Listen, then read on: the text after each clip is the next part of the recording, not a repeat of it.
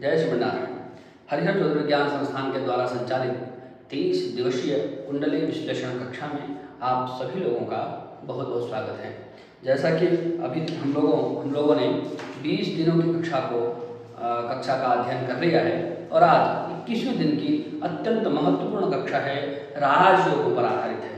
तो राजयोगों पर बात करने के लिए आज हम लोग यहाँ पर उपस्थित हैं।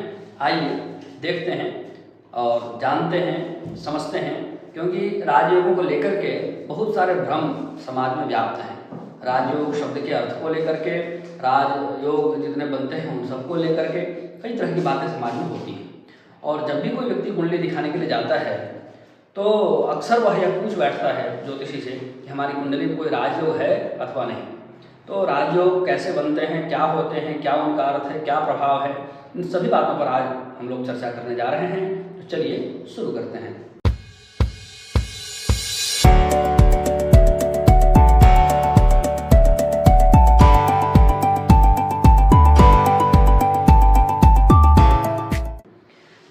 आज 21वें दिन की कक्षा है और हमारा विषय है राजयोग। सबसे ज्यादा भ्रम जो इन योगों में होता है वो इस शब्द को लेकर के होता है, राज शब्द। राज शब्द का अर्थ लोग राजा मानकर चलते हैं। ये हमारी कुंडली में राजयोग बन गया तो मैं राजा बन जाऊंगा, और फिर राजा नहीं बन पाया तो अगर पूछता है कि राजयोग का क्या मतलब है। जब राजयोग बना और मैं राजा ही नहीं बना तो फिर किस बात का राजयोग है। राज का अर्थ होता है श्रेष्ठ। यहां पर जो राज शब्द आया है इसका अर्थ होता है श्रेष्ठ। तो जो श्रेष्ठ योग होते हैं उनको कहते हैं राजयोग। जो अच्छे योग होते हैं, जो श्रेष्ठ योग होते हैं। अब ये श्रेष्ठता किसी भी क्षेत्र में हो सकती है। कोई हाथियों में श्रेष्ठ है तो उसको गजराज कहते हैं। इसी प्रकार अन्य अन्य चीजों भी हैं। पक्षियों में श्रेष्ठ है उसको पक्षी राज कहते हैं। मनुष्यों में श्रेष्ठ है तो उसको नरराज कह सकते हैं। इसी प्रकार से वानरों में जो श्रेष्ठ हो उसको वानर राज कहते हैं। इस प्रकार से कई सारी चीजें हम लोगों को देखने, सुनने, समझने को मिलती हैं। तो उन्हीं श्रेष्ठ योगों में जिसका जन्म होता है तो उसको कहते हैं कि भाई इस व्यक्ति का जन्म राजयोग में हुआ है। और 100 कुंडलियां आएंगी या 1 लाख कुंडलियां आएंगी, आप देखेंगे कि सभी कुंडलियों में कोई न कोई राजयोग बन ही रहा होता है। शायद ही कोई ऐसी कुंडली मिले जिसमें कोई राजयोग ही न बने। ऐसी कुंडलियां बहुत कम देखने को मिलती हैं। तो कोई न कोई राजयोग तो बनता है, कुछ न कुछ राजयोग बने हुए होते हैं। बहुत सारे राजयोग हैं, कोई न कोई बनता है। अब राजयोग बनेगा तो व्यक्ति धनवान होगा, अमीर होगा, राजा होगा, ऐसा कुछ नहीं है। क्योंकि यदि ऐसा होता तो बृहद ज्योतिष सार में दरिद्र राजयोग क्यों बना होता। बृहद ज्योतिष सार ग्रंथ में दरिद्र राजयोग का भी उल्लेख है। इसका मतलब वो दरिद्र रहेगा लेकिन दरिद्रों में भी श्रेष्ठ रहेगा, इसलिए उसमें दरिद्र राजयोग बन गया कि श्रेष्ठ दरिद्र है। भाई नॉर्मल दरिद्र नहीं है, उसमें कुछ विशेषता है। दरिद्रों का मालिक, दरिद्रों का राजा नहीं बन जाएगा, दरिद्रों का स्वामी नहीं बन जाएगा, बल्कि दरिद्र तो होगा पर उसको कुछ विशेषता होगी, वो कुछ श्रेष्ठता लिए हुए होगा। यही उसके शब्द का, उस योग का अर्थ है। तो इस प्रकार से आप ज्योतिष के कोई भी ग्रंथ को उठा करके पढ़ें, चाहे वह बृहद जातकम हो, चाहे बृहद पाराशर हो, कोई भी ज्योतिष का ग्रंथ हो, उसमें एक पूरा का पूरा अध्याय राजयोगों पर आधारित होता है। राजयोग अध्याय के नाम से अथवा राजयोग प्रकरण के नाम से आपको ज्योतिष के, फलित ज्योतिष के ग्रंथों में एक पूरा का पूरा चैप्टर ही देखने को मिलेगा, जिसमें कई सारे राजयोगों का उल्लेख मिलता है। उसमें हजारों की संख्या में राजयोग बताए होते हैं, अलग अलग तरीके से वो बनते हैं। ज्योतिष में जो सामान्य से थोड़ी अधिक गति चाहते हैं, प्रवेशक के बाद जो अच्छी गति चाहते हैं, उनको कम से कम बृहद जातकम से राजयोग जरूर पढ़ लेना चाहिए। और साथ में कुछ टीकाएं भी उसकी लगा लेनी चाहिए ताकि राजयोग के संबंध में सारा कंसेप्ट क्लियर हो जाए, कैसे बनते हैं उसकी जानकारी हो जाए। कई सारे राजयोग उसमें बताए हैं। तो शुरू के ही श्लोकों में 3600 और 4400 ऐसे राजयोग बताया है। तो वो बहुत जिनको थोड़ी जानकारी अच्छी चाहिए, ठोस चाहिए, उनको तो किसी न किसी ग्रंथ का ही आश्रय लेना पड़ेगा तो ज़्यादा अच्छा होगा। उसके बाद जिनको ज़्यादा चाहिए तो और अधिक से अधिक ग्रंथों का अध्ययन कर सकते हैं। जातक पारिजात पढ़ सकते हैं, होरा रत्नम पढ़ सकते हैं। उन सब में भी राजयोगों पर बहुत विस्तृत चर्चा की गई है। तो राजयोग बनाने के लिए तो कई सारी चीज़ें हैं, कोई भी चीज़ जो है वो राजयोग जैसा फल दे देती है। तिथियों से बन सकता है, वो नक्षत्रों से बन सकता है, वो तिथि वार नक्षत्र के संयोजन से भी कुछ श्रेष्ठ योग बन जाते हैं। लेकिन विशेष रूप से जब जन्म कुंडली में हम लोग बात करते हैं तो इसी द्वादश चक्र में लग्न कुंडली के अंदर राजयोगों को ढूंढा जाता है, वो ग्रहों के आधार पर बनते हैं और इसी बात को सभी लोगों ने स्वीकार किया है। राजयोगाध्याय में ग्रहों के अनुसार ही राजयोग बताए गए हैं। इस प्रकार की ग्रह स्थिति होगी तो ये राजयोग, इस प्रकार की होगी तो ये राजयोग। इस प्रकार से ग्रहों की स्थितियों के आधार पर और युति के आधार पर भी राजयोग बनता है। जैसे कल मैंने बताया था जब हम लोग योगाध्याय पढ़ रहे थे तो सूर्य और बुध इन दोनों की युति हुई तो ये सूर्य बुध युति है, इसका फल तो देगा। लेकिन साथ में सूर्य और बुध जब एक साथ हो जाते हैं तो यह बुधादित्य नाम का राजयोग बनाते हैं। तो ये बुधादित्य नामक राजयोग का भी फल यहाँ पर प्रदान कर रहा है। तो चलिए अब यहाँ पर जो बातें हैं उन सभी चीज़ों को मैं आपको स्पष्ट रूप से पढ़ करके सुना देता हूँ। राजयोग का अर्थ है ऐसे योग जो मनुष्य को जीवन में धन संपत्ति पद यश प्रदान करते हैं, परंतु यह सब किसे कितना मिलेगा इसका निर्णय कुंडली के बल तथा व्यक्ति की परिस्थिति एवं वातावरण से ही जाना जा सकता है। समान राजयोग होने पर भी प्रायः लोग अलग अलग जीवन स्तर के देखे गए हैं। कहने का तात्पर्य यह है कि कुंडली में यदि राजयोग है तो उसका मतलब यह नहीं लगाना चाहिए कि अमुक व्यक्ति राजा हो जाएगा। इन योगों का वास्तविक प्रभाव दूसरी बातों से भी प्रभावित होगा। यही कारण है कि राजयोग वाले सरकारी नौकरी या अच्छे व्यापारी अथवा बड़े नामी भी देखे जाते हैं और सामान्य जीवन गुजारने वाले व्यक्ति भी देखे जाते हैं। और राजयोग बनाने वाले ग्रहों का भी बल वहाँ पर बहुत महत्वपूर्ण है। मान लीजिए बुध के द्वारा दो कुंडलियाँ हैं, दोनों ही कुंडलियों में बुध के द्वारा राजयोग बन रहा है। एक कुंडली में बुध अस्त है, एक कुंडली बुध उच्च का है। अब कोई मूर्ख ही होगा जो कहेगा कि दोनों तो राजयोग ही है और दोनों एक ही नाम का राजयोग है तो एक जैसा फल, तो कोई मूर्ख ही इस प्रकार की बातें कर सकता है। हमको तो सामान्य जीवन में इस प्रकार की चीज़ें देखने को जो है नहीं मिलती हैं, है ना। तो इस प्रकार से आप सामान भी कहीं पर जाते हैं खरीदने के लिए, मान सब्जी मार्केट आप प्रतिदिन जाते हैं सब्जी लेने के लिए, तो सभी तो एक ही पौधे के पादप के वो सब है, पर उसमें भी आप देख करके लेते हैं कि जो साफ हो सुथरा हो बेदाग हो उसको आप अच्छा मानते हैं और उसके स्वाद में भी उसके गुणों में भी अच्छाई देखने को मिलती है। तो यहाँ पर नहीं होगा क्या? जब इतनी छोटे छोटे कामों में जब आप इतनी सारी चीज़ें आप लक्षण देखते हैं पहचानते हैं तो यहाँ भी हम उन चीज़ों को परखते हैं कि जो राजयोग बनाने वाला ग्रह है वो स्वयं में कितना बढ़िया है, तभी बढ़िया राजयोग बनेगा। राजयोग बनाने वाला ग्रह ही खराब हो तब कैसा राजयोग है। 2-4 साल पहले कुछ घटनाएं आप लोग देखे होंगे जब लौकी पीने का प्रचलन बहुत ज़्यादा बढ़ गया था तो कई सारे लोग ऐसी घटनाएं सुनने को मिल रही थी कि लौकी पी करके मर भी रहे।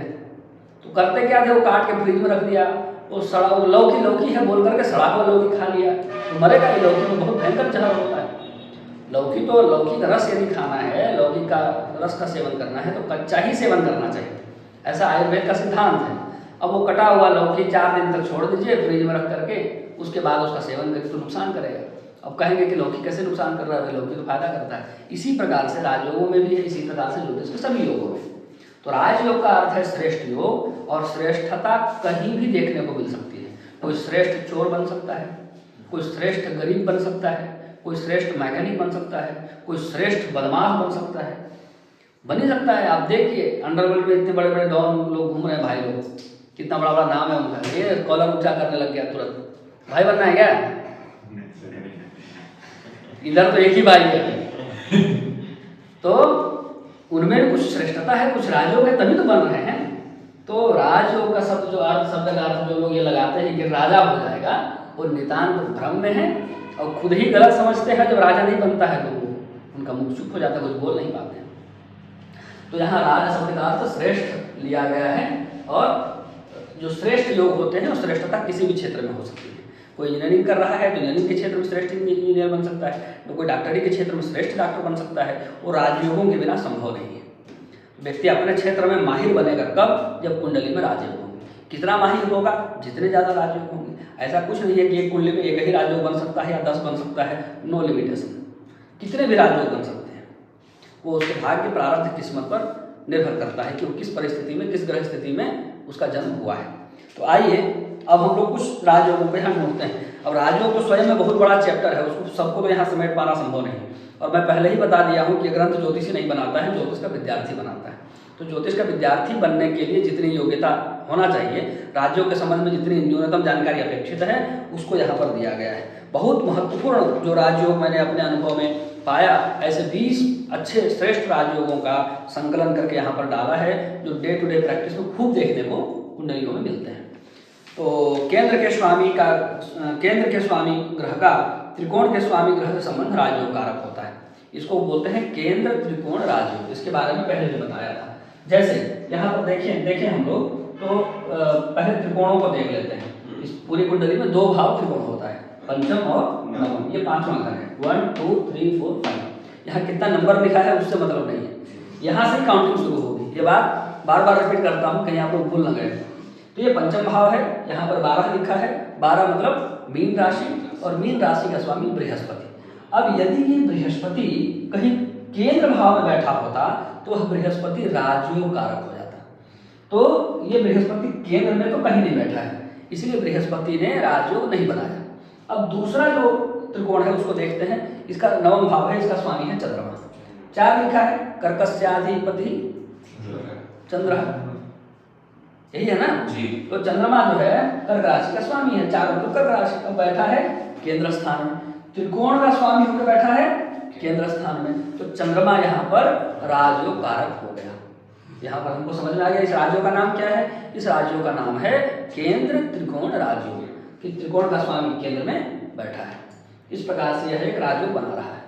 ठीक है। दूसरा, किसी भी केंद्र स्थान का स्वामी यदि त्रिकोण में बैठ जाता है तो भी राजयोग बन जाता है। उसका भी नाम यही है, केंद्र त्रिकोण राजयोग। तो यहाँ देखिए, पहला केंद्र स्थान ये है लग्न, 1 4 7 और 10, इन चारों को केंद्र स्थान कहते हैं। तो पहला स्थान है लग्न केंद्र स्थान, इसमें लिखा है 8 यानी वृश्चिक राशि। मेष से वृश्चिक और वृश्चिक राशि का स्वामी होता है मंगल।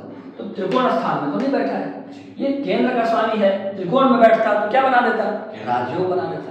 उस राजयोग का नाम होता केंद्र त्रिकोण राजयोग। तो भाई मंगल तो नहीं बनाया। अब शनि को देखते हैं, चौथा स्थान 1 2 3 4, 1 4 7 10 को केंद्र कहते हैं। ये चौथा स्थान, इसका स्वामी शनि। यहाँ 11 लिखा है, शनि मकर कुंभ योग। तो शनि भी कहीं त्रिकोण में नहीं बैठा है, तो शनि भी राजयोग नहीं बना रहा है। अब ये देखते हैं शुक्र को, यहाँ 7वां स्थान, यहाँ 2 लिखा है ना। तो शुक्रो बृहस्पति, शुक्र यहाँ पर बैठा है किधर, त्रिकोण में। केंद्र का स्वामी होकर त्रिकोण में बैठा है, तो शुक्र भी राजयोग बना रहा है। इसके बाद देखते हैं दसम स्थान को, 1 4 7 10, दसम भाव। दसम भाव का स्वामी सूर्य, यहाँ 5 लिखा है, सिंह राशि है। सिंहस्याधिपति सूर्य है। तो सूर्य जो है यहाँ केंद्र में बैठा, त्रिकोण में तो बैठा नहीं, तो सूर्य भी राजयोग नहीं बना रहा है। टोटल 6 ग्रह राजयोग बना सकते थे, 2 ही बना रहे हैं, चंद्रमा और शुक्र। ठीक है। तो यहाँ पर 2 राजयोग केंद्र त्रिकोण राजयोग देखने को मिला। एक केंद्र त्रिकोण राजयोग चंद्रमा बना रहा है और एक केंद्र त्रिकोण राजयोग शुक्र बना रहा है। अब देखिए, दोनों की स्थिति में थोड़ा सा भेद है। शुक्र थोड़ा ज्यादा श्रेष्ठ राजयोग बनाएगा।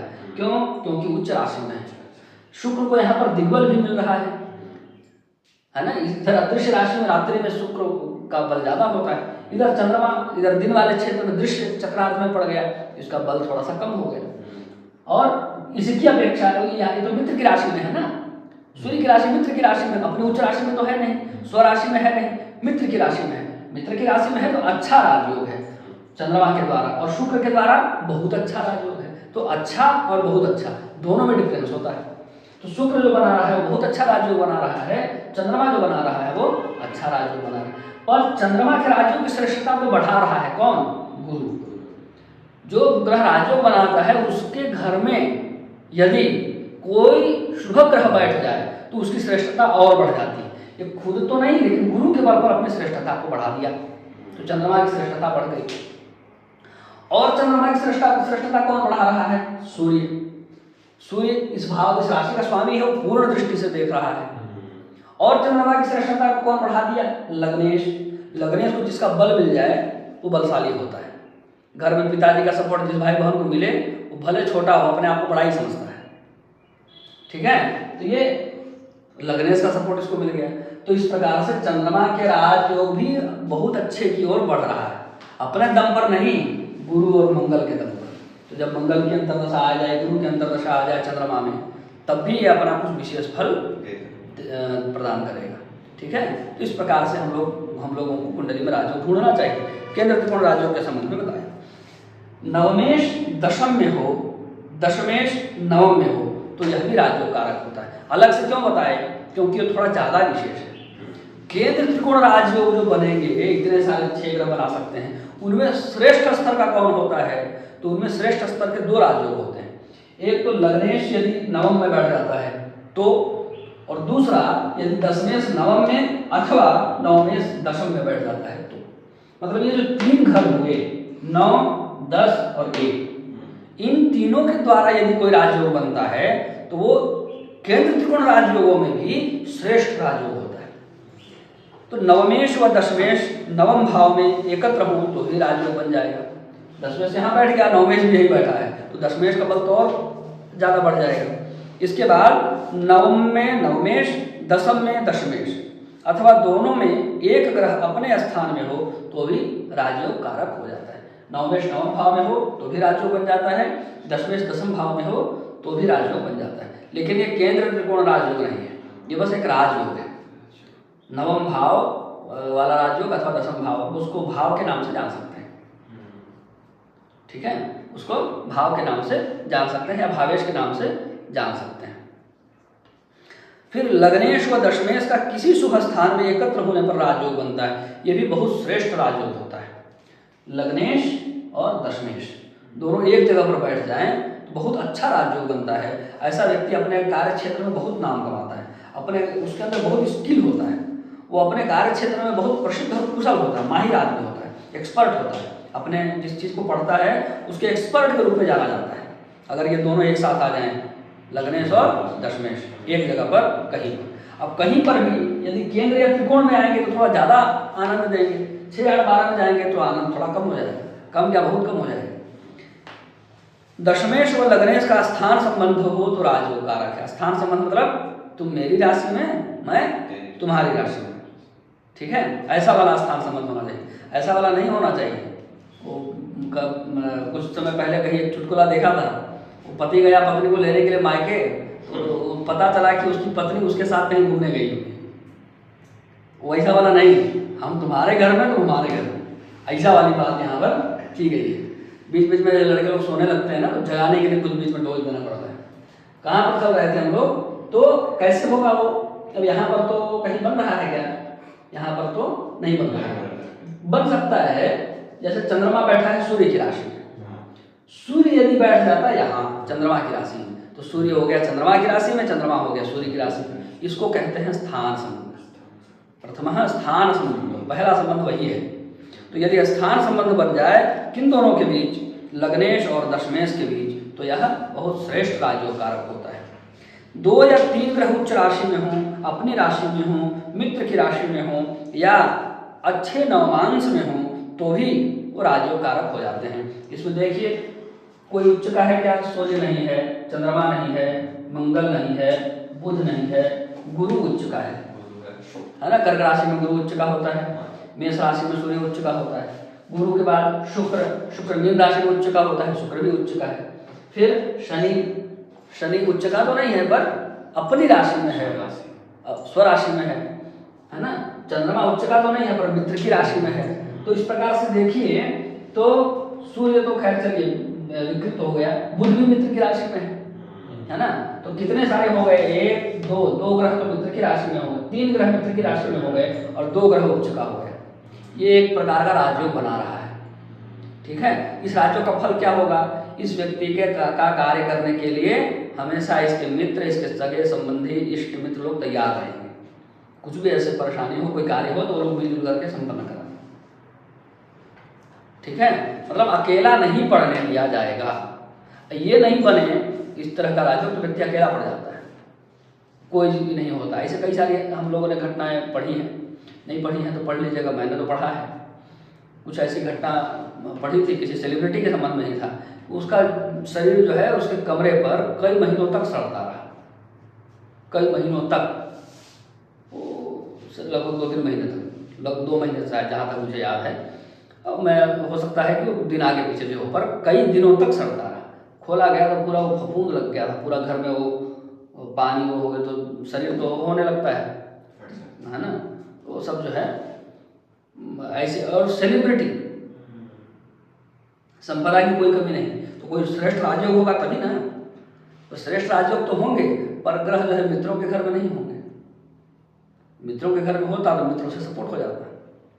तो केवल अपने घर में सारे ग्रह हो जाएं तो भी अच्छी बात नहीं है, कुछ कुछ ग्रह मित्र के घर में भी होना चाहिए, तब आता है मित्र सपोर्ट करने के लिए। ठीक है, तो ये लोग मित्रों को ढूंढ करके लाएंगे, चंद्रमा, शनि, बुध, ये लोग मित्रों को ढूंढ ढूंढ करके लाएंगे। ठीक है, तो कहाँ चल रहे थे हम लोग? 7 नंबर पर। ठीक है, 7 नंबर पर चल रहे थे, 8 नंबर को देखना है। नीच राशि का वक्री ग्रह शुभ स्थान में हो तो राजयोग कारक हो जाता है। नीच राशि का ग्रह भी राजयोग बनाता है भाई। कब बनाता है? जब वो अच्छे स्थान पर बैठा होगा और शुभ ग्रह, पाप ग्रह न। वक्रीणस्तु महावीर्याः शुभाः राज्यप्रदाः ग्रहाः पापाः व्यसनदाः पुंसां कुर्वन्ति च वृथाटनं। शुभ ग्रह जो वक्री ग्रह होते हैं वो महान बलशाली होते हैं। वक्रीणस्तु महावीर्य, उसको जो करना है करेगा। तो जो करना है करेगा, क्या करेगा? वक्रीणस्तु महावीर्य तो बता दिए। फिर वक्रीणस्तु महावीर्य शुभाः राज्य प्रदा ग्रह, यदि शुभ ग्रह है तो राज्य देने वाला हो जाएगा। शुभ ग्रह है या शुभ स्थिति में है तो राज्य प्रद हो जाएगा। पापा है, यदि पाप ग्रह है तो, अशुभ स्थानों में है तो व्यसनदाः, तो व्यक्ति नशा, इतना त्रस्त नहीं हो जाएगा कि नशा करने लगे। जब जो मन में आएगा सो करेगा तो नशा भी कर सकता है। व्यसनदाः पुंसां और कुर्वन्ति च वृथा, वो अनावश्यक भटकाते रहेंगे। यह लोग आपको सारावली में देखने को मिलेगा, कल्याण वर्मा जी की सारावली। तो इसलिए वहां पर कहा है कि शुभ स्थान में हो, नीच राशि में भी यदि हो लेकिन वक्री हो तो बलशाली हो जाने के कारण वो शुभ स्थान में होता है तो शुभ फल देने लग जाता है। बलवान ग्रह केंद्र और त्रिकोण में स्थित हो तो राजयोग कारक हैं। ग्रह बलवान हो और केंद्र या त्रिकोण में स्थित हो तो दोनों ही त्रिकोण स्थान में इस कुंडली में आप देख सकते हैं। एक में शुक्र उच्च का है, एक में गुरु उच्च का है। शुक्र को दिग्बल भी मिल रहा है तो यह भी राजयोग कारक हो गया, है ना। चंद्रमा पूर्ण बली है पक्ष में देखा जाए तो, और केंद्र में बैठा है तो ये भी राजयोग कारक हो गया। बाकी ये वाला राजयोग और कोई ग्रह नहीं बना रहे हैं, ये 3 ग्रह बना रहे हैं, गुरु शुक्र और चंद्रमा। मंगल शत्रु के घर में चला गया, बुध अस्त ही हो गया। बुध अस्त नहीं होता, ये 7 डिग्री से ज्यादा होता तो मित्र के घर में था, ये भी राजयोग बनाता। ये बात जिसकी बात अभी हुई। एकादशेश का लग्नेश, पंचमेश, धनेश या चतुर्थेश से संबंध हो तो राजयोग हो जाता है। एकादशेश मतलब 11वें घर का स्वामी, जैसा इस कुंडली में 11वें घर में 6 लिखा है। 6 मतलब कन्या राशि, बुध कन्या मिथुन योग, यानी इसमें एकादशेश है बुध। तो एकादशेश का यदि लग्नेश के साथ संबंध हो जाए, लग्नेश तो मंगल है, संबंध नहीं बना। एकादशेश का यदि पंचमेश के साथ हो जाए, पंचमेश जो है गुरु है, उसके साथ भी नहीं बना। और धनेश के साथ बन जाए, धनेश भी गुरु है, उसके साथ भी नहीं बना। और चतुर्थेश के साथ बन जाए, चतुर्थेश तो शनि है, शनि के साथ थोड़ा सा संबंध बन रहा है कि वो चतुर्थेश की राशि में बैठा है। ठीक है, लेकिन ये चतुर्थ संबंध में परिगणित नहीं है। ये वाली जो बात है वो चतुर्थ संबंध में परिगणित नहीं। 4 ही संबंध है। प्रथम स्थान संबंधो दृष्टिजस्तु द्वितीयकः, तृतीय त्वेकतो दृष्टि स्थित्येकत्र चतुर्थकः। यही 4 संबंध पराशर मुनि ने बताए, उन चारों में तो नहीं आता है। ठीक है, अब आगे बात करते हैं। लग्न या चंद्रमा 6, 7, 8 भाव में बुध गुरु शुक्र तीनों हों, लग्न या चंद्रमा से 6, 7, 8 भाव में बुध गुरु शुक्र तीनों हों तो शुभ राजयोग बनता है। इसको कहते हैं अधियोग। इसको लग्न से बनेगा तो कहेंगे लग्नाधियोग, और चंद्रमा से बनेगा तो कहेंगे चंद्राधियोग। ठीक है, अधियोग के और भी प्रकार हैं, ये जो है ज्यादा प्रसिद्ध है तो इसमें आया है। इसको अधियोग में आता है, ये आता है अधियोग में। कब बनता है? जब लग्न से 6, 7 और 8, 6, 7, 8 ही लिखा है जी। हाँ, ये 3 घर लगातार इन तीनों घरों में शुभ ग्रह बैठे, शुभ ग्रह बुध गुरु शुक्र ये बैठे हो लगातार तो राजयोग बनाते हैं। लग्न से बैठे होंगे तो लग्नाधियोग बनाएंगे, चंद्र से बैठे होंगे तो चंद्राधियोग बनाएंगे। बहुत अच्छा राजयोग होता है। उसके कई सारे मैंने अधियोग वाले लोगों को देखा है, वो खतरों से खेल करके आगे बढ़ते हैं, बड़े बड़े पंगे लेते हैं, प्रसिद्ध होते हैं अपने कार्य में। चतुर्थेश व नवमेश एक दूसरे से केंद्र स्थानों में हो। ये क्रम से भी 6 7 8 चुने हुए या कैसे भी? कैसे भी तीनों इसमें बैठेंगे तो भी दूसरे पापक ग्रह नहीं बैठना चाहिए। अब मान लीजिए यहाँ बुध गुरु शुक्र तीनों बैठे, इधर मंगल बैठा, हो गया गड़बड़। इन तीनों घरों में कहीं कोई पापक ग्रह ना हो, केवल शुभ ग्रह हो, पापक ग्रहों की कोई दृष्टि ना हो तो भी। लेकिन सबसे अच्छा तो यही है, एक शुभ ग्रह यहाँ, एक शुभ ग्रह यहाँ, एक शुभ ग्रह यहाँ, और अच्छी स्थिति में, और कोई पापक ग्रह की ना स्थिति ना दृष्टि, तो सबसे अच्छा बहुत श्रेष्ठ अधियोग बन गया। बाकी में फिर अनुपात से फल कम होता जाएगा, जैसे जैसे बनेगा वैसे वैसे। ठीक है, तो तीनों में शुभ ग्रह होने पर ही होना चाहिए, शुभ ग्रह का संबंध तीनों भाव से बने तो अधियोग मानना चाहिए। अब बात करते हैं हम लोग चतुर्थेश व नवमेश एक दूसरे से केंद्र स्थान में, चतुर्थेश और नवमेश, इसमें चतुर्थेश है शनि और नवमेश है चंद्रमा, एक दूसरे से केंद्र में हो। देखिए शनि से शुरू कर लेते हैं, 1 2 3 4 5 6 7 8, 8वें स्थान पर है, 1 4 7 10 में नहीं है, केंद्र में नहीं है, तो ये वाला राजयोग यहाँ पर नहीं बना है ना। इस प्रकार से यदि होता तो यह भी एक प्रकार का राजयोग हो जाता। ठीक है, फिर 3 या 4 ग्रहों को दिग्बल मिल जाए तो वो भी राजयोग कारक हो जाता है। देखिए 3 4 ग्रहों को दिग्बल मिल रहा है क्या, कौन बताएगा? मिल रहा है क्या दिग्बल? दिग्बल वाला नियम ही याद नहीं होगा आप लोगों को, क्या नियम याद है? सूर्य और न मंगल 10वें भाव में दिग्बल प्राप्त करते हैं, शनि 7वें भाव में दिग्बल प्राप्त करता है, और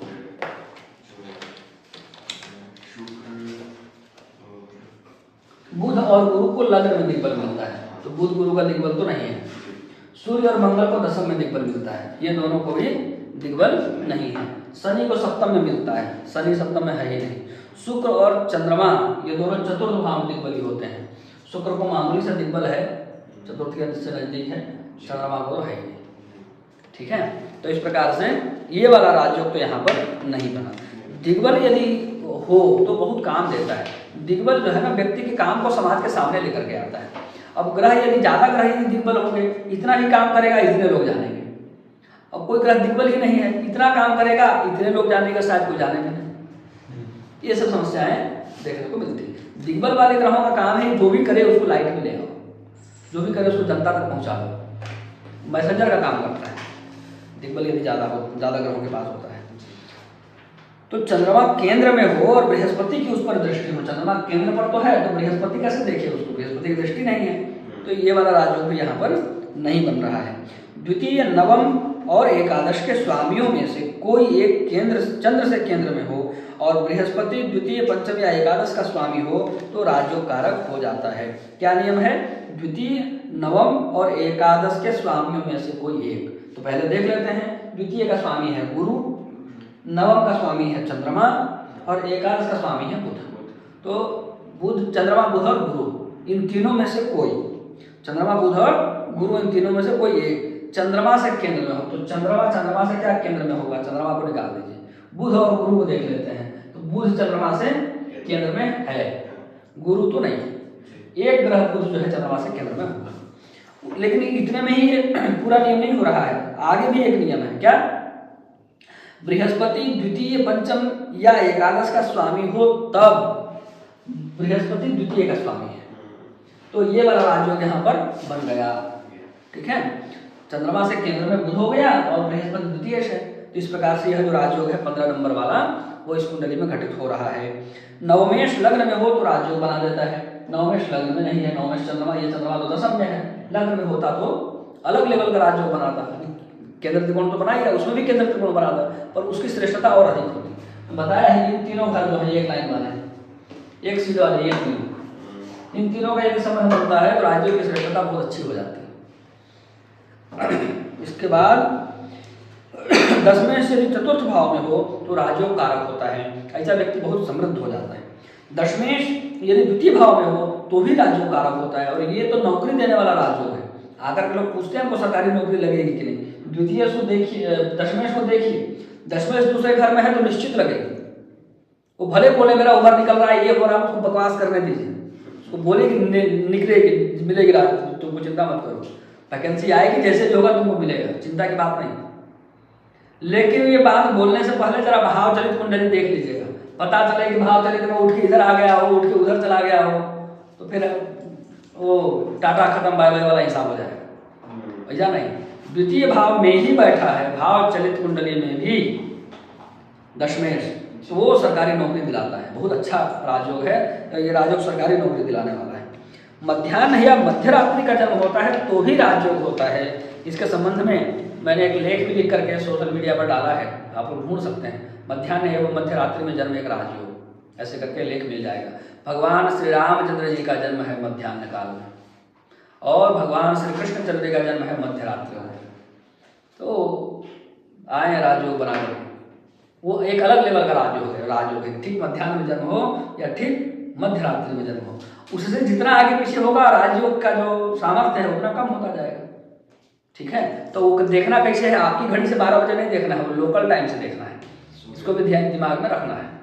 आपका जो लोकल टाइम है उसके हिसाब से मध्याह्न होना चाहिए, आपका जो लोकल टाइम है उसके हिसाब से मध्यरात्रि होनी चाहिए। घड़ी में देख लीजिए स्टैंडर्ड टाइम के हिसाब से 12 बज रहा है, वो वाला 12 बजे नहीं चलेगा। ठीक है, सूर्योदय के हिसाब से, हाँ लोकल टाइम सूर्योदय के हिसाब से चलता है ना, लोकल टाइम तो सूर्योदय के हिसाब से चलता है। इसके बाद अंतिम राजयोग है मेष या कर्क लग्न में जन्म हो। मेष या इस कुंडली में तो नहीं बनेगा, 2 ही कुंडली में बन सकता है। तथा शुक्र स्वगृही हो, स्वगृही हो मतलब तुला या वृष राशि में हो, और स्वगृही होकर के पंचमेश के साथ बैठा हो, तब वह राजयोग बनाता है। इस प्रकार से 20 बहुत महत्वपूर्ण राजयोग जो आपको अक्सर कुंडलियों में देखने के लिए आसानी से मिल जाएंगे, डे टू डे प्रैक्टिस के लिए, सामान्य इसके लिए, सामान्य जिज्ञासा समाधान के लिए ये 20 राजयोग अत्यंत महत्वपूर्ण हैं, जिनका यहाँ पर संकलन और उल्लेख मैंने किया है। इसके बाद हम लोग अब पढ़ने जा रहे हैं नीच भंग राजयोग। नीच ग्रह जो है बहुत महत्वपूर्ण भूमिका निभाता है, नीच ग्रह जो होता है वो बहुत महत्वपूर्ण भूमिका निभाता है। लोग वैसे ही वो करते रहे भले, है ना, सभी लोगों ने वो देखा होगा, आजकल भी आता है मैक्स पर, मैक्स चैनल पर क्या आता है आजकल, मैक्स पर क्या आता है, कौन सा फिल्म लगातार देता रहता है, सूर्यवंशम, हीरा ठाकुर, सुन रहे हैं ना, पढ़ा लिखा नहीं था तो लोग उसका मजाक उड़ाते थे। बाद में पिताजी की सेवा किसने की, सारा कुल प्रतिष्ठा किसने रखा, सारा मामला किसने संभाला, पूरी फिल्म का हीरो कौन बना, आ रही बात समझ में। तो नीच ग्रह को भी ऐसे नहीं त्याग दिया जाता है, नीच ग्रह बहुत महत्वपूर्ण रोल निभाता है। पढ़ने लिखने वाले जो संततियाँ होती हैं वो अमेरिका, लंदन, जापान चली जाती हैं, लंदन जाओ, पेरिस जाओ, ऑस्ट्रेलिया जाओ, और जो पढ़ लिख नहीं पाता है वो घर में रख करके माता पिता की सेवा करता है, वही देखभाल करता है। जिसको जीवन भर माता पिता गरियाते रहते हैं कि पढ़ा नहीं, कुछ किया नहीं, ऐसे नहीं किया, स्कूल नहीं जाता है, ये नहीं करता है, वो नहीं करता है, वही अंत में देख रेख करता है, वही अंत में सेवा शुश्रूषा करता है। ऐसा अक्सर देखने को समाज में मिलता है, सभी लोग करते हैं ऐसा नहीं। संसार में शाश्वत नियम तो कुछ भी संसार में शाश्वत नियम नहीं है, ठीक है, संसार में कोई भी नियम शाश्वत नहीं है, तो ऐसा अक्सर देखने को मिलता है। तो कहने का तात्पर्य है कि नीच भंग जो नीच ग्रह है उसमें भी हमको शुभता ढूंढनी चाहिए। कई बार बोला कि ज्योतिष का ऐसा कोई नियम नहीं है जिसका केवल सकारात्मक पॉइंट हो या केवल नकारात्मक पॉइंट हो, ऐसा कोई नियम ही नहीं है। सभी नियम के कुछ सकारात्मक पॉइंट हैं, कुछ नकारात्मक पॉइंट हैं। आप देखिए कि आपको क्या देखना है, आप देखिए कि आपकी दृष्टि में क्या जाता है क्या नहीं जाता है। तो नीच ग्रह में भी कुछ सकारात्मकता होती है, नीच ग्रह में सकारात्मकता न हो तब तो सारा बंटाधार हो जाएगा, ठीक है। तो अब हम लोग आ जाते हैं किधर, नीच भंग राजयोग में। जिन अंगों को हम अपवित्र कहते हैं भगवान उस अंग के बिना ही दे दे तो ताली बजाते फिरेंगे ट्रेनों में, ठीक है, कितनी समस्या है। तो अब देखिए नीच भंग राजयोग कितना महत्वपूर्ण है, पढ़ करके सुनाता हूँ। पहले इसको पढ़ लेते हैं फिर इस पर डिस्कस कर लेंगे। मैं नीच भंग राजयोग का अपने फलादेश में अवश्य प्रयोग करता हूँ। यह राजयोग बहुत आश्चर्यजनक परिणाम देता है। ऐसा कभी नहीं हो सकता कि एक कुंडली में नीच भंग राजयोग अपना प्रभाव दिखाए और दूसरे में न दिखाए। ऐसा अगर होता है तो निश्चित ही हमारे विश्लेषण में कहीं न कहीं कोई चूक हो रही है। वैसे नीच भंग राजयोग के संबंध में एक सबसे बड़ा भ्रम जो लोगों को होता है वो यह है कि लोग नीच भंग राजयोग बनने पर यह मान लेते हैं कि यह ग्रह नीच होने का अपना फल अब नहीं देगा, परंतु ऐसा बिल्कुल नहीं होता है। नीच भंग होने का यह अर्थ कथम भी नहीं होता है कि ग्रह अपना नीचत्व हो देगा। नीच भंग राजयोग का तात्पर्य होता है दशा परिपाक के समय ग्रह राजयोग जैसा फल प्रदान करेगा, जब उसकी दशा आएगी तब अप्रत्याशित रूप से पद, प्रतिष्ठा और वैभव की प्राप्ति होगी। आप सोच भी नहीं सकते हैं उतना अधिक पद, प्रतिष्ठा और वैभव मिलेगा। लेकिन हाँ, ग्रह का नीचत्व सदैव बना रहेगा। उस ग्रह के नीच होने का जो भी फल शास्त्रों में बताया गया है वह फल उसे अवश्य प्राप्त होगा। तो नीच भंग राजयोग का फल कहने से पहले ये दिमाग में बैठा लीजिए कि ग्रह का अगर नीच भंग हो गया है तो इसका यह मतलब नहीं है कि वो अपना नीचत्व स्वभाव छोड़ देगा। कोई अनपढ़ व्यक्ति यदि समृद्ध हो गया, धनवान हो गया, तो सर्वे गुणाः कांचनमाश्रयन्ति वाला गुण लगा करके, अब आजकल तो कलयुग की माया विचित्र है ना, और पहुंच जाते हैं पीएचडी के लीजिए हम मानद उपाधि आपको दे रहे हैं, तो मानद ही देना है पैसा दे करके, तो इतने सारे छात्रों का जीवन क्यों खराब कर रहे हो? कोई 15 साल से पढ़ रहा है, कोई 20 साल से पढ़ रहा है, क्यों? जब मानद ही बांटना है तो क्यों उनका जीवन खराब कर रहे हो? मानद ही बांटो, कह दो इतना पैसा जो देगा उसको डिग्री देंगे, बात खत्म। वो कमाने में लग जाएगा बेचारा, कमा करके ला कर देगा तुम डिग्री दे देना, ठीक है। तो संसार में ऐसे भी कई लोग हैं जिनको ऐसी उपाधि ऑफर की गई है, उन्होंने मना कर दिया, मैं इसके योग्य नहीं हूँ, मैं इस क्षेत्र पर काम नहीं किया, क्यों डिग्री टांग के घूमूंगा? जिस विषय को हमने जिस विषय पर काम ही नहीं किया है, किस बात की मानव उपाधि लेकर घूमते रहे? ऐसा कई लोगों ने मना भी किया। ऐसे भी महापुरुष भारतवर्ष में महापुरुषों की कमी तो है नहीं। तो जब नीच भंग राजयोग की हम बात करते हैं तो कोई व्यक्ति उसी प्रकार से है कि कोई व्यक्ति यदि भाग्य के सामर्थ्य के अनुसार, परिश्रम के अनुसार समृद्ध हो गया है, इसका मतलब ऐसा नहीं है कि वो बहुत विद्वान हो गया या बहुत मर्मज्ञ हो गया। उसका मतलब यही है कि वो समृद्ध हुआ है, उतना ही देखना चाहिए। सर्वे गुणाः कांचनमाश्रयन्ति करके उसको ये नहीं मान लेना चाहिए कि ये तो मतलब प्रचंड प्रकांड हो गया है, अब कहीं भी शास्त्रार्थ होगा तो इनको बुलाएंगे और उनको पुरस्कार दे देंगे, हो गया हो गया समृद्ध, अब क्या करना है? घोषित कर दो कि इसके समान कोई नहीं है। ये सब नहीं, जितना है उतना मानना है, ठीक है। अच्छाई को तो देखना ही चाहिए, अच्छाई को तो देखना ही चाहिए। अभी गुलाब के पौधों में गुलाब खिल गया तो कांटे थोड़ी सारे मर गए कि सारे कांटे झड़ गए, होता है क्या ऐसा? वो तो रहते ही हैं। अब गुलाब खिल गया पौधों में, ये सोच करके आप जाएं और जाएं गुलाब तोड़ने के लिए, आराम से घुस जाए बगीचे में बिना देखे ताके, तो अपना हिसाब किताब जो कांटों का काम है वो कर देंगे, ठीक है। तो वही नीच भंग राजयोग के साथ भी है। तो अब कुछ महत्वपूर्ण सूत्र इसमें बताए गए हैं। वैसे तो नीच भंग राजयोग के कई सारे सूत्र हैं, मैंने सबसे महत्वपूर्ण सूत्रों का संकलन इसमें किया है। 6 सूत्रों को मैंने इसमें समेटा है। जन्म कुंडली की जिस राशि में ग्रह नीच का होकर बैठा हो, उस राशि का स्वामी उसे देख रहा हो, या फिर जिस राशि में ग्रह नीच होकर बैठा हो उस राशि का स्वामी स्वग्रही होकर युति संबंध बना रहा हो, तो नीच भंग राजयोग होता है। जैसे मीन राशि में बुध जो है नीच का होता है, मान लीजिए कि यहाँ बुध होता, मान लीजिए तो बुध हो गया नीच का, लेकिन साथ में वही उच्च राशि का ग्रह बैठा है। या ये हम लोग उच्च राशि वाला नहीं चल रहे हैं ना, वो वाला चल रहे हैं, गुरु वाला चल रहे हैं। मान लीजिए गुरु यहाँ इसी राशि के स्वामी यहाँ बैठ गए, तो यहाँ पर बुध का क्या हो जाता? नीच भंग हो जाता। कौन कर रहा है? गुरु कर रहा है। पूरा सिस्टम समझना चाहिए, क्या हुआ, कौन हो किया, किसके माध्यम से किया। यहाँ पर क्या हुआ? बुध का नीच भंग हो गया, किसके माध्यम से, कौन किया? गुरु ने किया, ठीक है। इस प्रकार से मामला क्लियर हो जाएगा। तो इस नियम में यही बात कही गई है। क्या बात है वो? जन्म कुंडली की जिस राशि में ग्रह नीच का होकर बैठा हो उस राशि का स्वामी उसे देख रहा हो। अब बुध यहाँ यदि बैठेगा तो बृहस्पति की दृष्टि तो यहाँ पर है ही, नवम दृष्टि, बृहस्पति देख करके भी इसका नीच भंग कर देगा। पेंसिल नीच भंग कैंसिल, नीच फल कैंसिल, ठीक है, देखेगा कर देगा, ठीक है। और यहाँ यही बैठा हो फिर तो क्या करना है?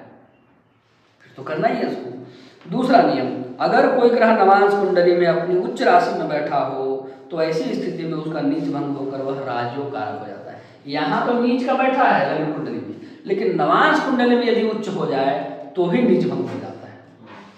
ठीक है, और ऐसे ही उच्च भंग भी होता है। अभी शुक्र यहाँ इधर बैठा है लग्न कुंडली में मीन राशि में, नवांश कुंडली में कन्या राशि में बैठ जाए तो उसका उच्च भंग हो गया। अब ये सब बातें समझ में नहीं आती। अरे जब कह दिया नीच भंग तो उच्च भंग भी होता है, उसको अलग से बताने की जरूरत थोड़ी है।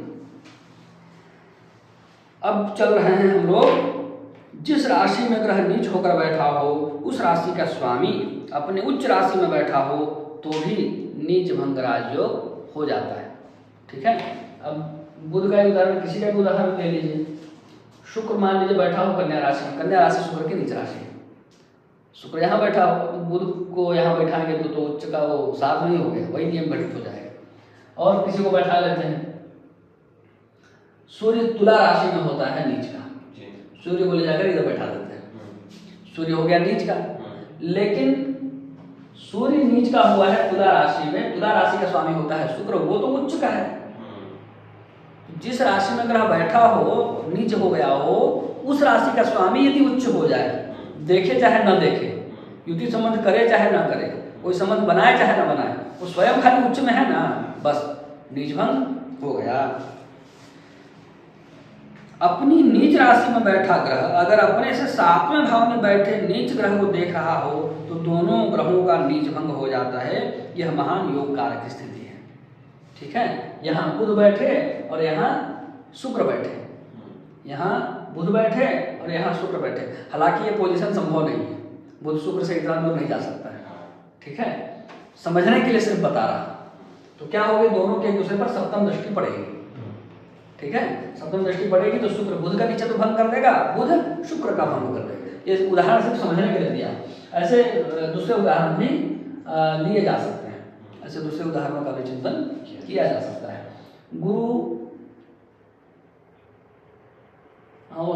समसप्तक वाली राशि है नहीं, ये ले लीजिए मेष और तुला।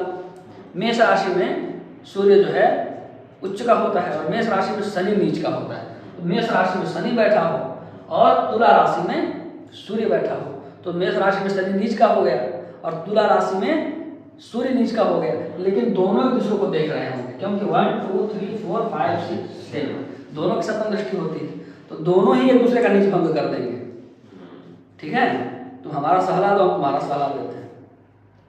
चोट लगी है, दोनों चल रहे हैं, बाइक से गिर गए, अब दोनों को दर्द में रो रहे हैं, जंगल है, करें तो करें क्या, कोई हाथ फेरने वाला भी नहीं है। तो फिर वो मित्र कहता है कि भाई ऐसा है कि अभी तो क्या करें, दोनों रोते रहे, उससे कोई फायदा नहीं, तुम हमको तसल्ली दे दो, हम तुमको तसल्ली दे देते हैं। ठीक है, तो इस प्रकार से इन दोनों की बात बन जाएगी, किसकी, सूर्य और शनि की। वो भी क्या होता है, नीच भंग राजयोग बनाता है। तो अब देखते हैं, जिस राशि में, चौथा हो गया ना, जिस राशि में ग्रह नीच का होकर बैठा हो उस राशि का स्वामी केंद्र में उपस्थित हो एवं जिस राशि में नीच ग्रह उच्च का होता है उस राशि का स्वामी भी केंद्र में वही बैठा हो तो निश्चित ही नीच भंग राजयोग होता है। ठीक है, दोनों कौन कौन, जैसे मान लीजिए बुध यहाँ है, बुध का उदाहरण लेना है, ठीक है, शुक्र का ले लेते हैं।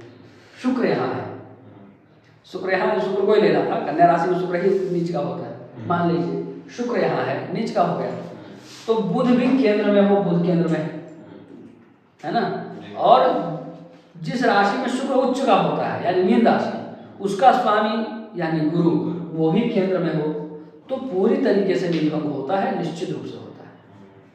ठीक है, कोई एक भी होंगे तो नीच भंग होगा काम चलने भर। ठीक है, कोई एक भी होंगे तो काम चलने भर नीच भंग तो हो ही जाता है। अब छठा देखते हैं, जिस राशि में ग्रह नीच का होकर बैठा हो उस राशि का स्वामी एवं जिस राशि में नीच ग्रह उच्च का होता है उसका स्वामी लग्न से कहीं भी केंद्र में स्थित हो तो ऐसी अवस्था में भी नीच भंग राजयोग होता है। जिस राशि में ग्रह नीच का होकर बैठा हो उस राशि का स्वामी, वही वाली बात है, एवं जिस राशि में ग्रह उच्च का होता हो उसका स्वामी लग्न से केंद्र में। पिछले उदाहरण में उससे केंद्र में था, इस उदाहरण में लग्न से केंद्र में। इस प्रकार से नीच भंग राजयोगों का अध्याय चर्चा यहाँ पर पूरी होती है। अब विपरीत राजयोग देखते हैं। यह भी बड़े काम का राजयोग है। अक्सर लोग आकर के पूछते हैं कि हम विदेश यात्रा मेरा होगा कि नहीं, हम विदेश जा पाएंगे कि नहीं, हम पढ़ने जाना चाहते हैं, कमाने जाना चाहते हैं। तो ऐसी स्थिति में हमको विपरीत राजयोग ढूंढना चाहिए। विपरीत राजयोग बनता है तो निश्चित ही विदेश यात्रा करवाता है। अच्छा, विपरीत राजयोग की सारी बात तो लिखी है, मैं क्यों अलग से बोल रहा हूँ। कुंडली के 12 भाव में से 3 भाव, ये छठा, 8वां और 12वां, जब इन्हीं भावों में स्थित हो जाते हैं तो ये विपरीत राजयोग कहलाता है। जैसे छठे भाव का स्वामी मंगल है, वो मंगल यहाँ बैठा हो, चाहे यहाँ बैठा होता, चाहे यहाँ बैठा होता, वो विपरीत राजयोग बना रहा होता। एक और उदाहरण ले लीजिए, 8वां भाव अष्टम भाव का स्वामी है बुध, वो बुध चाहे यहाँ बैठा होता, चाहे यहाँ बैठा होता, चाहे यहाँ बैठा होता, तो राजयोग बना रहा होता, विपरीत राजयोग। तीसरा उदाहरण ले लीजिए, 12वें स्थान का स्वामी है शुक्र, अभी यहाँ तुला राशि है, वो शुक्र यहाँ बैठा होता या यहाँ बैठा होता, चाहे यहाँ बैठा होता, तो शुक्र भी विपरीत राजयोग बना रहा होता। ठीक है। उत्तर कालामृत में कालिदास जी ने विपरीत राजयोग का फल कहा है कि विपरीत राजयोग वाले जातक बहुत समृद्ध होते हैं और राजराजेश्वर होते हैं, श्रेष्ठों के भी श्रेष्ठ। ठीक है। भाव 3 होने से इसके भेद भी 3 हो गए। ठीक है। यदि छठे भाव का स्वामी छठे स्थान में या 8वें स्थान में या 12वें स्थान में होता है तो हर्ष नाम का विपरीत राजयोग बनता है। 3 ही हैं बस, हर्ष, सरल और विमल। ये विमल जो है वो गुटखा वाला विमल नहीं है। ठीक है, विपरीत राजयोग वाला विमल है। पर करें क्या? अब गुटखा खाने का विचार भी 12वें घर से होता है। जिसका 12वां घर खराब होता है वो लोग गुटखा खाते हैं ज़्यादा ही मात्रा में, जिनका कम खराब होता है वो कम मात्रा में खाते हैं। ठीक है, उसका नाम भी दे दिया है विमल। ये विमल कंपनी वाले इधर ही देख करके रखे हैं क्या भाई, गुटखा खाने के विचार 12वें से होता है, हमारा विमल राजयोग बनता है, हमारा विमल नाम रहेगा। हाँ, क्या पता कोई जोशी सलाह दे दिया हो। चलिए, तो हर्ष राजयोग तब बनता है जब षष्ठ भाव में हो या अष्टम भाव में हो या 12वें स्थान में हो, तो हर्ष नाम का राजयोग बनता है। सरल नाम का राजयोग तब बनता है जब अष्टमेश छठे स्थान में हो या 8वें में हो या 12वें में, तो सरल नाम का राजयोग बनेगा। विमल कब बनेगा? जब द्वादश में हो या छठे में हो या 8वें में। 3 प्रकार से बनते हैं। ठीक है, इसका फल भी लिखा हुआ है। हर्ष राजयोग जब बनता है, हर्ष नाम का विपरीत राजयोग जब बनता है, तो ऐसा व्यक्ति अपने शत्रुओं पर विजय प्राप्त करता है। छठे भाव से संबंधित है, छठा भाव से शत्रु विचार करते हैं, अपने शत्रुओं पर विजय प्राप्त करता है। और जो शत्रुओं को हरा देगा उसकी क्या होगी? समाज में प्रतिष्ठा हो जाएगी। अरे वो जीत गया, समाज में प्रतिष्ठा होती है। उसे अच्छे मित्रों, परिवार, जीवन साथी तथा बच्चों का वरदान मिलता है। ये सभी चीजें उसकी अच्छी होती है, तभी तो वो शत्रु को हराया है। वह धनी होता है और प्रसिद्ध बनता है, उसके भाग्य में सारी सुख सुविधाएं होती हैं। अब आते हैं सरल राजयोग पर। सरल नाम का जब विपरीत राजयोग बनता है तो उस योग में उत्पन्न जातक प्रतिकूल परिस्थितियों से नहीं घबराता है। कैसी भी समस्या आ जाए देखेंगे, कुछ भी हो उसका एक ही उत्तर होगा, देखेंगे। ठीक है, घबराना क्या है? बनता है ना, बस। अपितु उनसे लड़ने की क्षमता रखता है। यह जातक अपने सामर्थ्य और साहस से संपदा अर्जित करता है और प्रसिद्ध होता है। तो ये निर्भीक बनाने वाला राजयोग है। विमल राजयोग अगर कुंडली में बन रहा हो तो इसके बनने के कारण व्यक्ति स्वतंत्रता पसंद करता है। कहीं किसी के अंडर में गुलामी में नहीं रहना चाहता है, नौकरी नहीं करना चाहता है, बिजनेस करना चाहता है, कोई बाउंड्री पसंद नहीं करता है। अनलिमिटेड वाला सिस्टम है, बाउंडलेस। तो स्वतंत्रता पसंद करता है, उसे जीवन में प्रसन्न रहना अच्छा लगता है एवं वह न्याय प्रिय होता है। वह समाज में अच्छे आचरण और व्यवहार के लिए जाना जाता है। ऐसा जातक धन संग्रह करने में प्रवीण होता है। इसकी कीर्ति देश और विदेशों तक फैलती है। यह योग विदेशवास भी कराता है। तो विदेशवास कराने वाला ये योग है विमल नाम का राजयोग। सारे नहीं कराते हैं, विमल ही कराता है। मैंने अनुभव किया है कि विपरीत राजयोग का फल आयु के उत्तरार्ध में, मोटा मोटा ये मान के चलें कि औसत आयु 70 वर्ष है 35 वर्ष के बाद। ये औसत अनुमान है, ठीक है। तो विपरीत राज्यों का फल जितना लेट से मिले उतना ही अच्छा है, उससे आयु अधिक है, ये समझ में आ जाएगा। जिसको आयु चाहिए उसको, जिनको जल्दी जाना है उनको क्या, उनके लिए तो अच्छा है कि जन्म लो और मिलना शुरू हो जाए, 20-30 साल रहो, अपना काम करो और निकलो, ठीक है। मैंने अनुभव किया है कि विपरीत राजयोग कारक ग्रह की दशा अंतर्दशा भी अच्छा फल देती है। तो इस प्रकार से राजयोग, नीच भंग राजयोग और विपरीत राजयोग जिनकी सबसे ज़्यादा चर्चा होती है, उन सब का उल्लेख आज हम लोगों ने इसमें किया है। और फिर कुछ लोग महापुरुष योग पूछेंगे, तो हे महापुरुषों, महापुरुष योगों का उल्लेख अगले दिन की कक्षा में हम करेंगे। उनको शुभ योगों में रखा है। पंच महापुरुष योगाध्याय अलग से जातक शास्त्रों में मिलता है, राज योगाध्याय अलग से मिलता है, इसलिए आज राजयोगों पर चर्चा हुई है। महापुरुष योग भी आएंगे, चिंता की बात नहीं है। तो यदि यह श्रृंखला आप लोगों को अच्छी लग रही हो तो अवश्य इसको सुने, और ज्योतिष के प्रति जिज्ञासा रखने वाले लोग, जो लोग राजयोग का सही अर्थ जानना और समझना चाहते हैं, ऐसे लोगों के साथ इस वीडियो को शेयर करें। मिलते हैं अगली कक्षा में, तब तक के लिए जय श्री नारायण।